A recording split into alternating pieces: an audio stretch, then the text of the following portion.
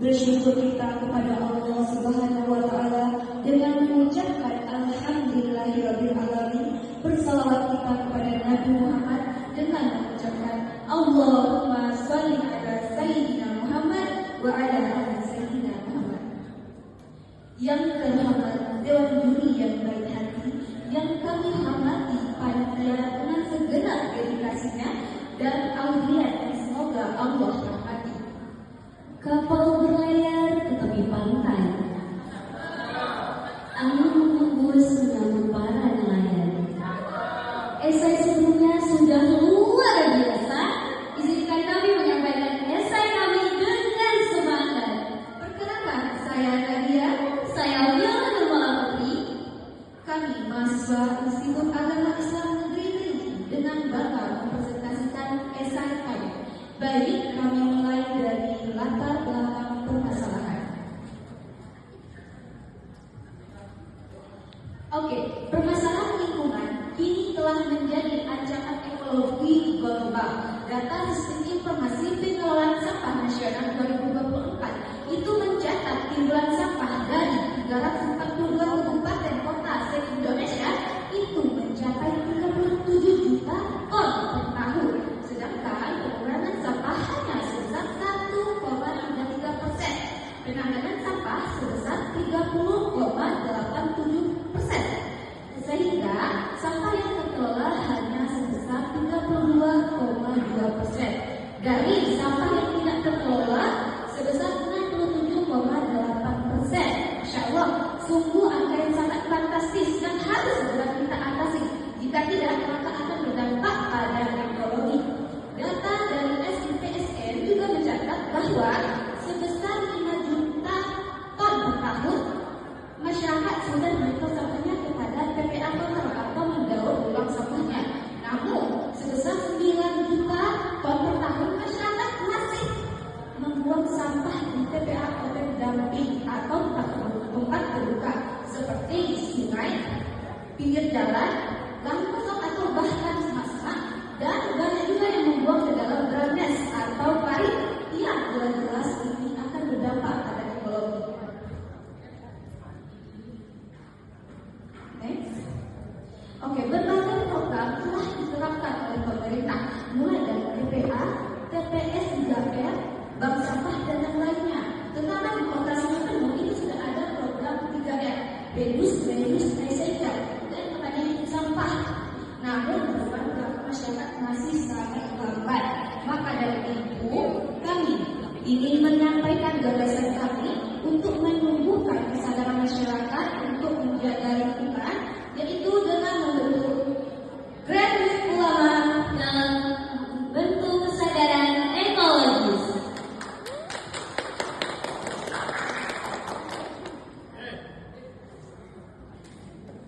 Nah, ada rumusan masalah dari esai kami. Yang pertama yaitu apa faktor yang membuat pengelolaan sampah kurang maksimal. Selanjutnya, bagaimana cara menumbuhkan kesadaran masyarakat tentang pengelolaan sampah. Kemudian, solusi apa yang sebaiknya diterapkan untuk menumbuhkan kesadaran masyarakat. Ada tujuannya yaitu untuk mengidentifikasi faktor penyebab pengelolaan sampah yang kurang maksimal dan juga mengetahui bagaimana cara menumbuhkan kesadaran masyarakat tentang pengelolaan sampah dan juga menemukan solusi untuk menumbuhkan kesadaran masyarakat. Nah, ada beberapa faktor yang membuat pengelolaan sampah kurang maksimal. Berdasarkan data dari Budstat, alasan pabrik tidak melakukan pemilahan sampah.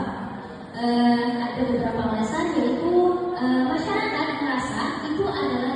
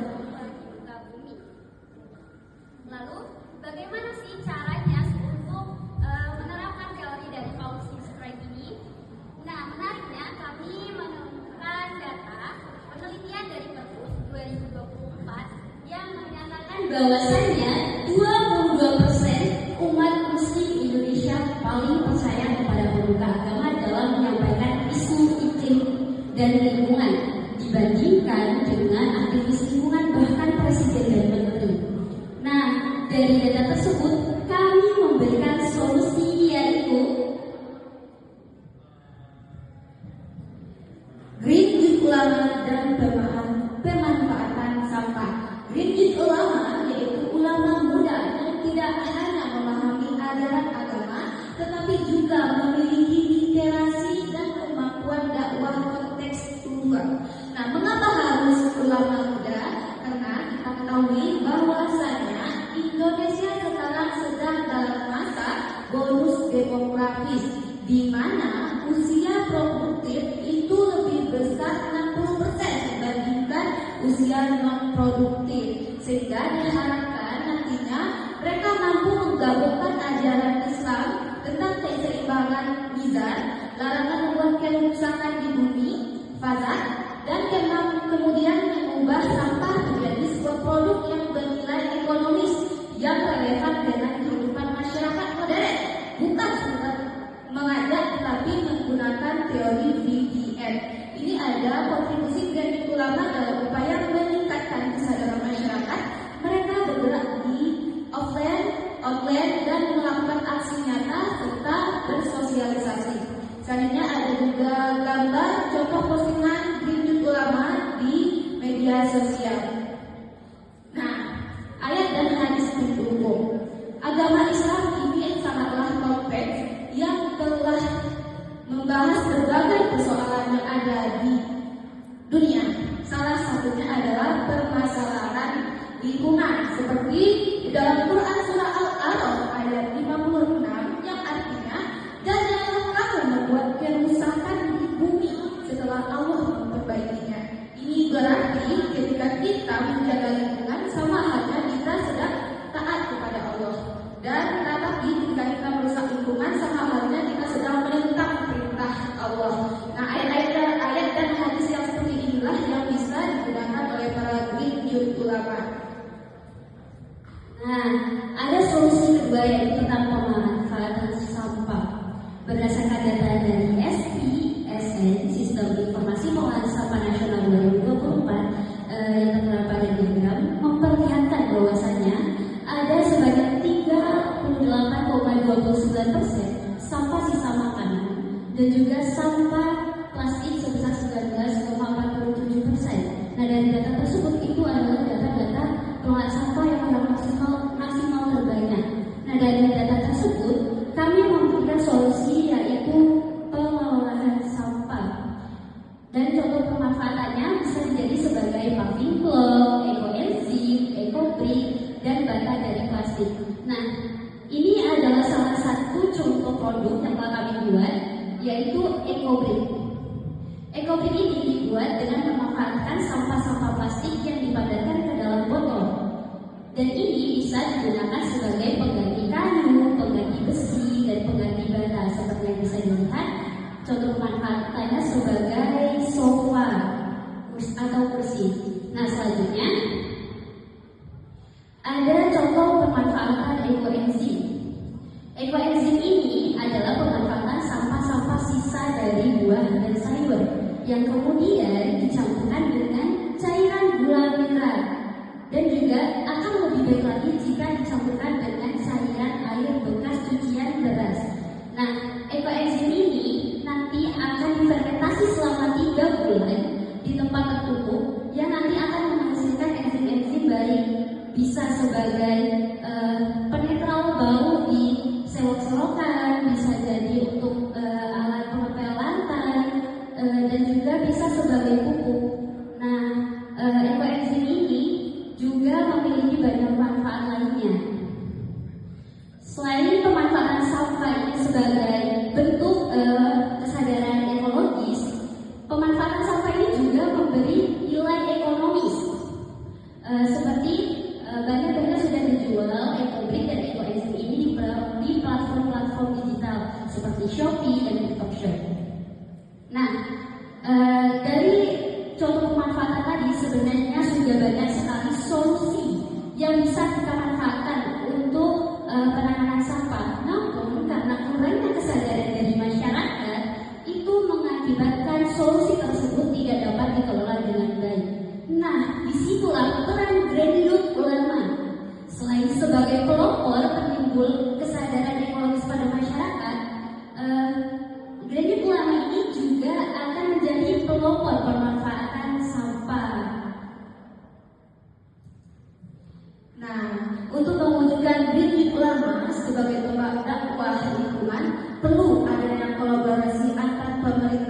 komunitas, dan lembaga pendidikan melalui pelatihan ekopedagogi, pendirian bank sampah, dan kurikulum ekoteologi agar Genjit Ulama ini memiliki modal, baik modal materi maupun teori yang nantinya digunakan untuk menyadarkan masyarakat dalam aksinya.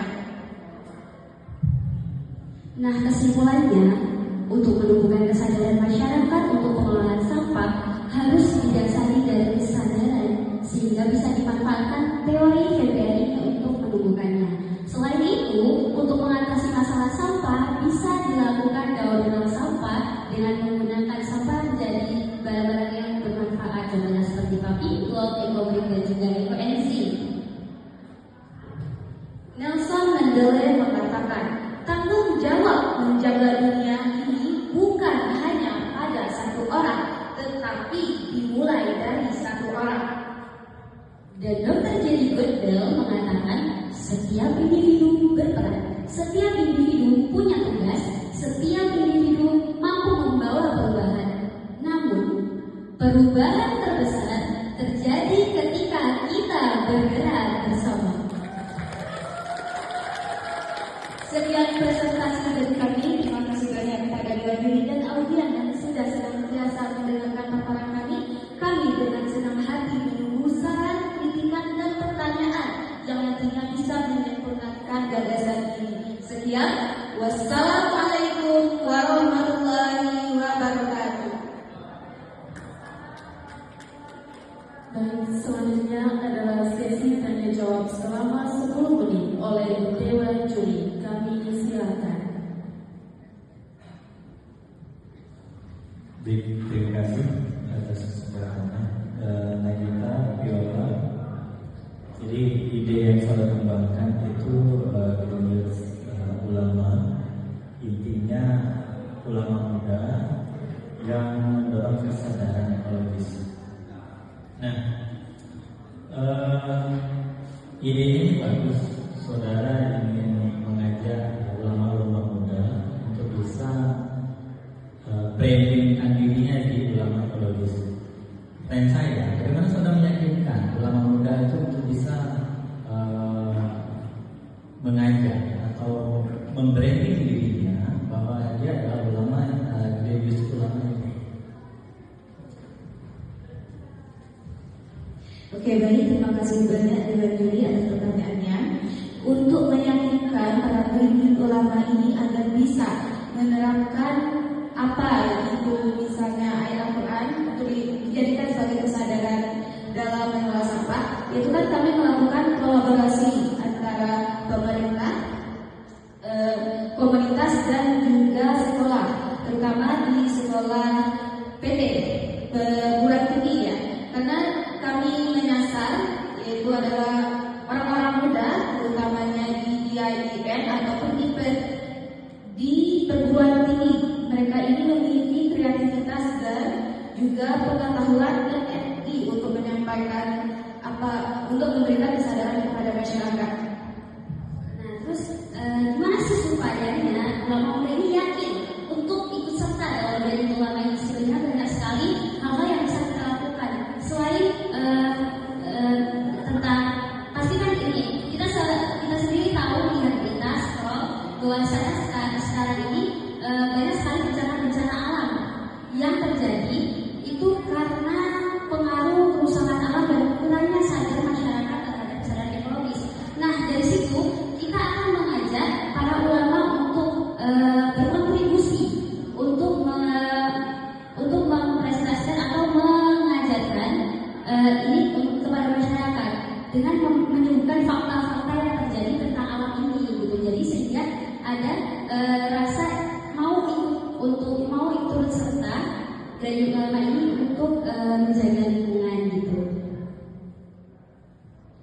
Ya, itu kan secara teorinya ya, saudara akan mengajak. Pertanyaan saya itu, cara saudara mengajak agar si ulama mudanya itu mau. Karena seperti ini, konten dakwah itu biasanya akan menyesuaikan dengan tingkat perkembangan audiens. Misalnya kalau ibu-ibu kebutuhan. Nah, misalnya kami ya itu kebanyakan yang diminta sebagai orang di lapangan minta materi itu adalah terkait dengan luka batin. Rata-rata tuh ketika kami turun lapangan orang mintanya luka batin. Kenapa fenomena yang terjadi saat ini lebih kepada individualistik? Karena mereka merasa bahwa saya itu belum beres, ngapain juga ngurus lingkungan gitu. Nah sekarang kan saudara punya visi besar nih. Nah ketika saudara punya visi besar, mengajak ulama agar dia membranding dirinya, saya bahwa Greenpeace ulama, apa yang bisa saudara lakukan sehingga dia yakin ulama muda ini saya adalah Greenpeace ulama. Dia yakin betul bahwa dia Greenpeace ulama gitu. Sehingga kemanapun dia pergi nanti, tema ceramahnya pasti tentang ekologis. Oke, baik, terima kasih Bapak. Oke, untuk meyakinkan para pemuda agar ingin akan memiliki kemampuan, agar memiliki tekad yang kuat untuk itu bergabung dengan Greenpeace ulama, pertama kami tidak langsung mengajak, tetapi membangun melalui kesadaran, melalui pendekatan yang sesuai dengan tingkat usia mereka. Contoh yang sekarang, anak muda zaman sekarang itu sangat dekat dengan media sosial. Ya, jadi kami tidak langsung mengajak, ayo ikut gabung Greenpeace ulama, bukan seperti ini. Tapi kami membuat misalnya konten-konten seperti yang tadi, melalui ayat-ayat yang bisa menyadarkan mereka, oh ternyata aku tuh penting berperan di sini. Agar apa? Agar misalnya terjadi bencana itu bisa berkurang. Dan mereka itu memiliki kemauan dasar kesadaran, bukan paksaan. Saat itu karena kita adalah makhluk yang realistis, dan itu kami bisa memanfaatkan itu untuk mengajak mereka. Contohnya dengan memberikan berbagai manfaat, internet dan lain sebagainya, dan mereka bergabung di Greenpeace ulama.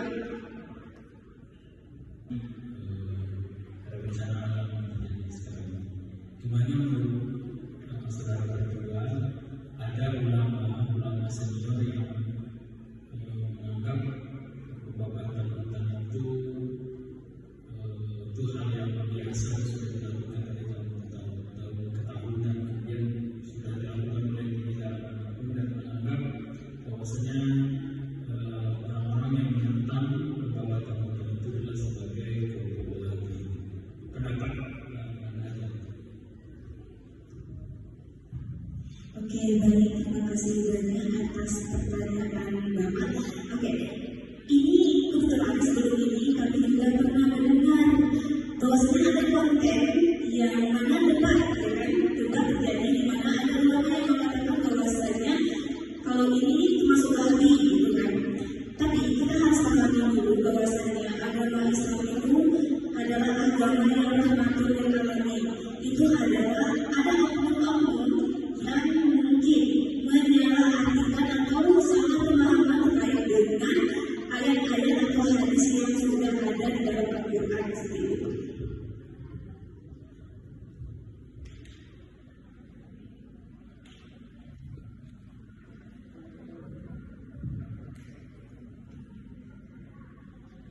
Baik, terima kasih atas pertanyaan dari Dewan Juri.